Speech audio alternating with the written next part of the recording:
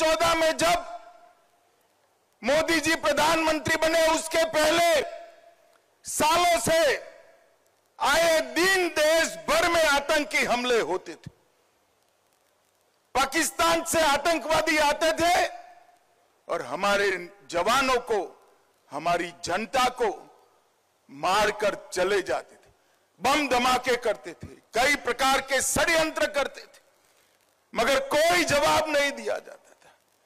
नरेंद्र मोदी जी ने जब से शपथ ली तब से 3 बड़े हमले हुए।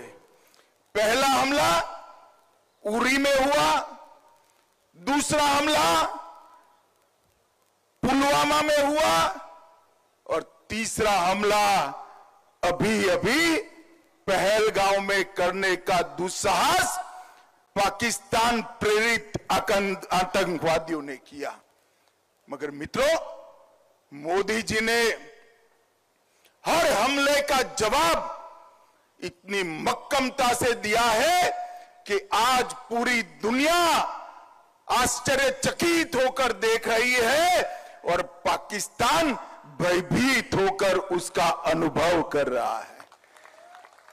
जब उरी में हमला हुआ, सर्जिकल स्ट्राइक कर एक प्रतीकात्मक जवाब दिया गया। पुलवामा में हमला हुआ, एयर स्ट्राइक कर चेतावनी दी गई, मगर ये सुधरे नहीं। पहलगांव में हमला किया, इस बार ऑपरेशन सिंदूर से उनके हेडक्वार्टर्स को नेस्त नाबूद कर रख दी। और दुनिया भर के सुरक्षा से जुड़े हुए पंडित ऑपरेशन सिंदूर का जब एनालिसिस करने लगते हैं तो आश्चर्यचकित हो जाते हैं। मित्रों, आज मैं बड़े गर्व से कहने आया हूं, पहलगांव के हमले का बदला जैसे मोहम्मद और लश्कर-ए तोयबा के हेडक्वार्टर को जमीन दोस्त कर मिट्टी में मिला कर लिया गया। पाकिस्तानी आतंकवादियों ने हमारे नागरिकों पर, हमारे यात्रियों पर, निहत्थे लोगों का धर्म पूछकर, परिवारों के सामने, बच्चों के सामने कायराना हत्या की, नृशंस हत्या की। और भारत ने जवाब तो जरूर दिया, मगर जवाब भी भारत के संस्कार के हिसाब से दिया।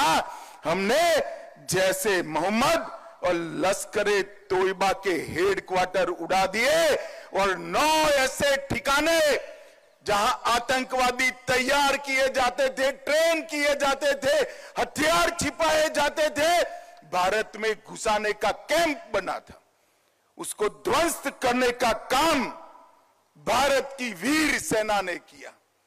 और पीओके में मुजफ्फराबाद, कोटली, भावलपुर, मुरीद के पाकिस्तान की सीमा में 100 किलोमीटर अंदर जाकर हमारी सेना ने आतंकवादियों को जवाब देने का काम किया है। 100 किलोमीटर अंदर कई सारे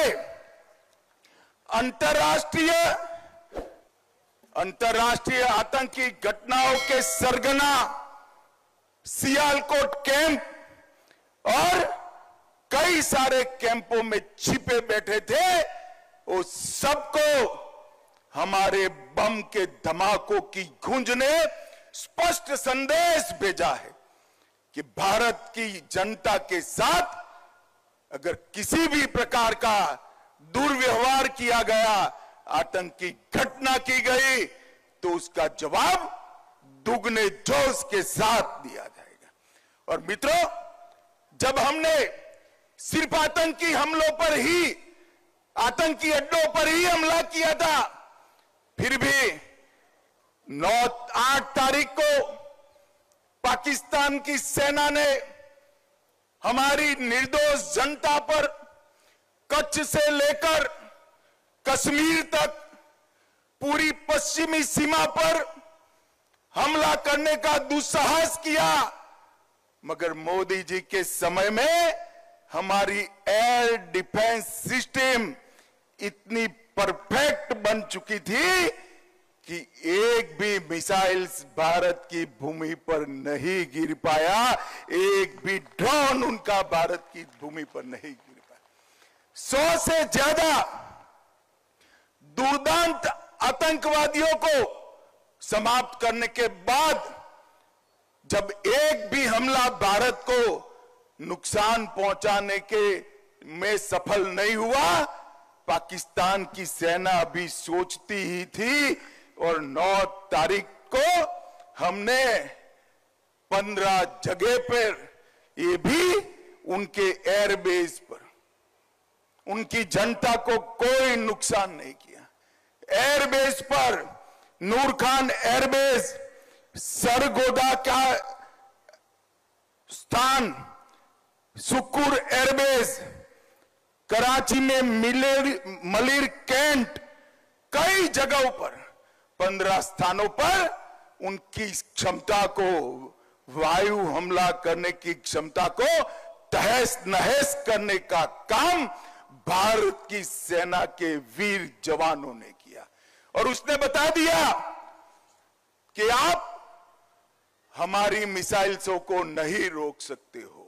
मित्रों, और आज पूरा दुनिया के लोग जब इसका एनालिसिस कर रहे हैं, भारत की सेना के सामर्थ्य को आश्चर्यचकित और आनंदित होकर देख रहे हैं। और पहली बार आजादी के बाद भारत की सेना ने 100 किलोमीटर अंदर जाकर पाकिस्तानी कैंप्स, आतंकवादियों के कैंप्स को ध्वस्त करने का काम किया। और जो डराते थे कि हमारे पास एटम बम है, उनको लगता था उनकी धमकियों से डर जाएंगे, परंतु ऐसा नहीं हुआ। हमारे वायुसेना, थल सेना, जल सेना, तीनों सेनाओं ने ईंट का जवाब पत्थर से देने का काम किया। और मित्रों, आज पूरी दुनिया हमारी सेनाओं की मारक क्षमता की सटीकता, हमारी सेना के संयम और हमारे प्रधानमंत्री नरेंद्र मोदी जी की दृढ़ राजनीतिक इच्छा शक्ति की बुरी बुरी प्रशंसा आज पूरी दुनिया कर दी है। और आज मैं इस मंच से तीनों सेना के जवानों को, भारत की जनता और विशेषकर मेरे गांधीनगर लोकसभा क्षेत्र की जनता की ओर से मन पूर्वक सलाम करना चाहता हूं कि आपकी वीरता से हम सबका मस्तक गर्व से ऊंचा हुआ।